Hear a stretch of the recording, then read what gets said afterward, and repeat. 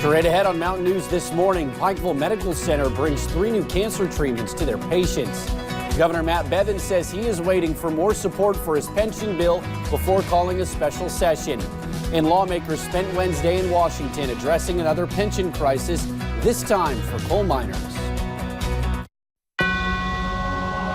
Dedicated to Eastern and Southern Kentucky, this is WYMT Mountain News This Morning. Good morning. It is 5:29 on Thursday, May the 9th. I'm Will Punkett. Thank you for tuning in to Mountain News This Morning. It's been a warm couple of days, but we are seeing some relief. However, it's going to come in the form of rain.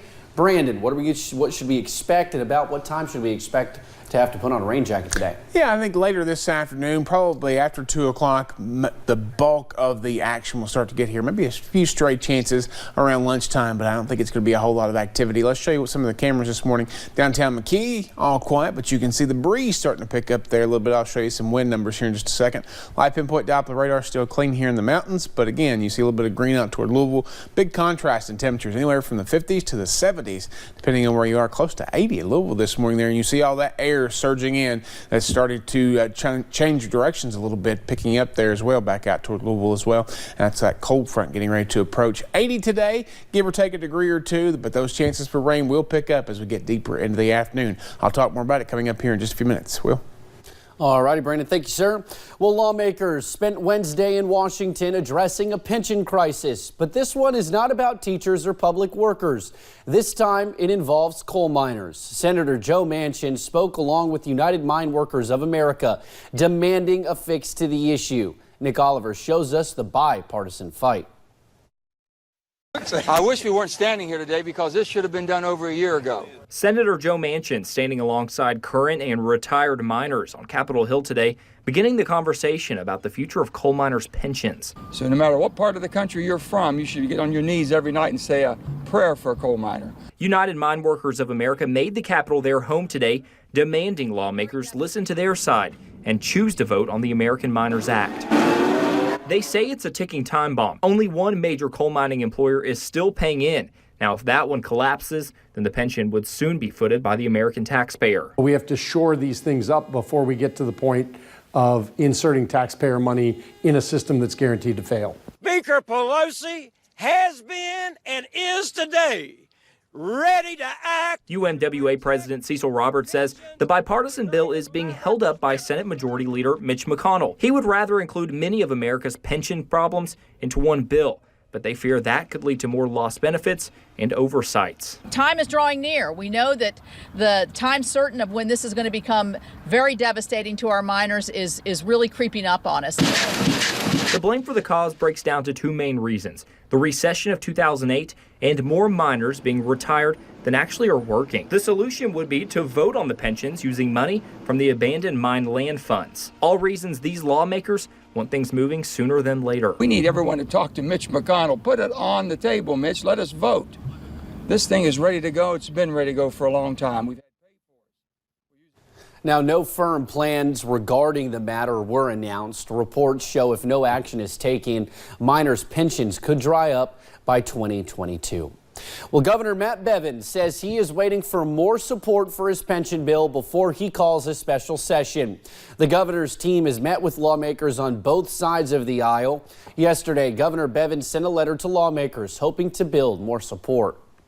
But if we don't start paying it now, we will not be able to afford it when it comes crashing down. And it will destroy our regional universities, and it will destroy our quasi-governmental organizations. Now, in a response to the governor's letter, the House Democrats say the bill is not the solution Kentucky was promised. It goes on to say, quote, "We continue to believe the pension problem is too large to be solved by the governor and a few people in closed-door meetings." City officials in Middlesboro are asking the public to help them raise $8,000. Middlesboro Mayor Rick Nelson says the money is needed to repair the city pool. He says the $8,000 will go towards fixing a leak that has caused a severe loss of water in past years.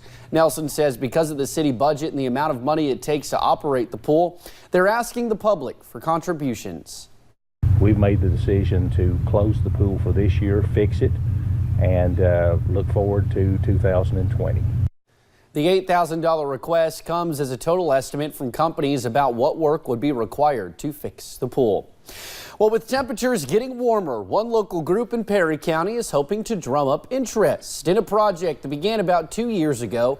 They are calling it the Hump Day Hike. It is a guided tour through several trails developed by Pathfinders of Perry County and the Perry County Fiscal Court.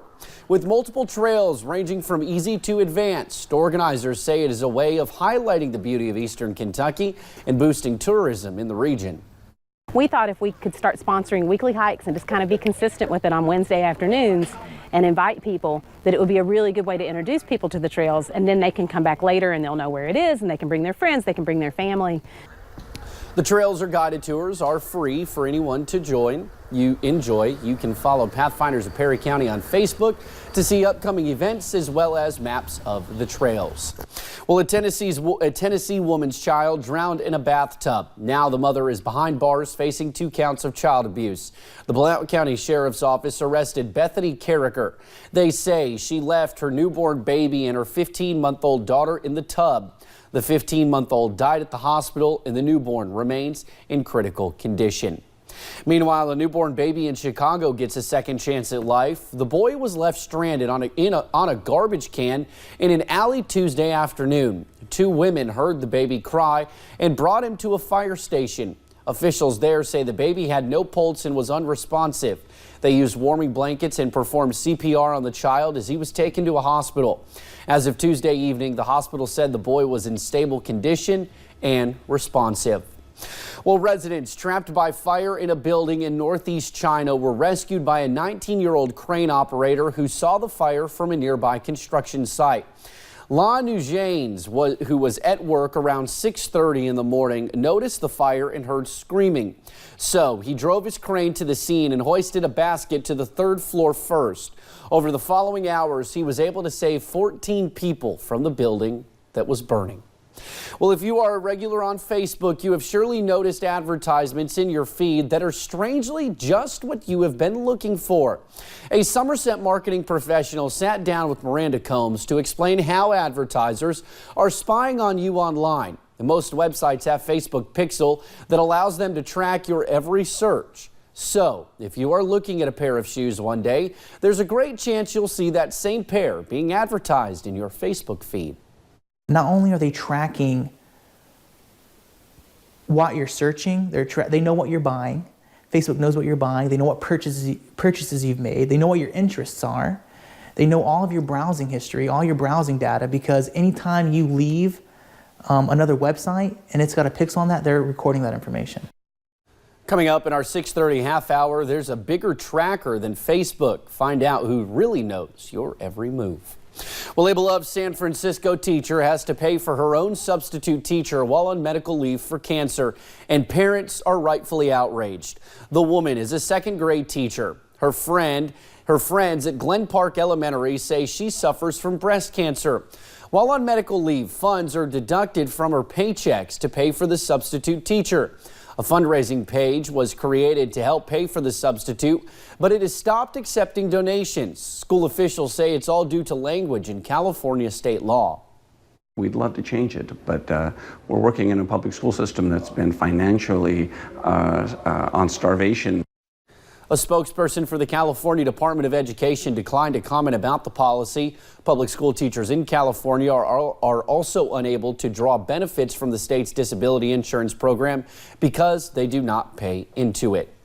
Well, back here at home, Pikeville Medical Center brings 3 new cancer treatments to their radiation oncology department.